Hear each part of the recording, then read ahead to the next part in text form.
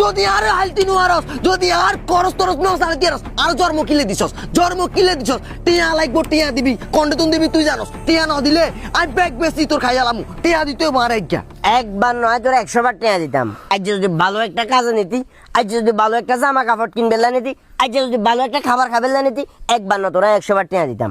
জুয়া খেলবেলাই আজ যদি জীবনও যাগো আমি তোরা একটাও দিতাম না। জুয়া খেলমু তোর কোন কইছে আই যে জুয়া খেলমু তোর আরে কোন লাগতো না, এলাকাবাসী আরে কোন না, আশপাশে মানুষ সকলে দেন না, তুই যতই লুকাই খেলস এলাকার মানুষে তো দেখেন। আর মোবাইলের তো যে হারা রাজ্যে মোবাইল টিভি যে বিভিন্ন মানুষের তো টেয়া আনস, মানুষের লগে টেয়া লেনদেন করস, এত বড় বিজনেসম্যান তুই অন হইছস না, যাই না বুঝবো আমি সব কিছু বুঝি।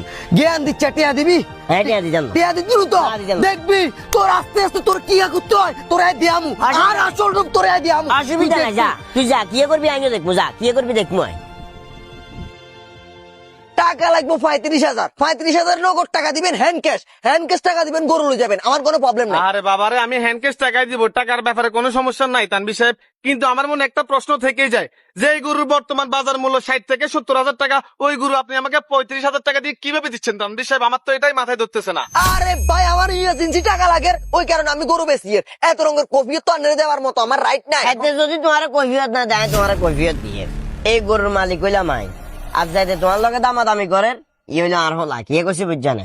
হাতে গরু ইয়ে বেশি লেবের একটাই উদ্দেশ্য, এটা হইলো হাতে জুয়া খেলবে টেয়া নাই, আর কাছে সকালবেলা টেয়া খুঁজছে আর টেয়া দিতে হারেনু বা টেয়া দিতে না কইছি রে অঙ্গা আর গরু ইয়ে বেশি লেবেলা বলে হাতে হুম করে। আমি তো মনে মনে এটাই চিন্তা করতেছি যে এই গরুর বর্তমান বাজার মূল্যের দাম হচ্ছে 60 থেকে 70,000 টাকা, ওই গরু উনি আমাকে কিভাবে 35,000 টাকা দিয়ে দিচ্ছে। আমি মনে মনে চিন্তাও করতেছি হয়তো গরুর ভিতরে সমস্যা হবে, না হয় আপনার ছেলের মধ্যে সমস্যা হবে। আসলে আঙ্কেল আপনার ছেলের কথা কি বলতাম, জুয়া বর্তমানে এইরকম একটা ব্যাধি হয়ে গেছে প্রত্যেকটা ঘরে ঘরে আমাদের এই বর্তমান সমাজ, এটা অহরহ হচ্ছে।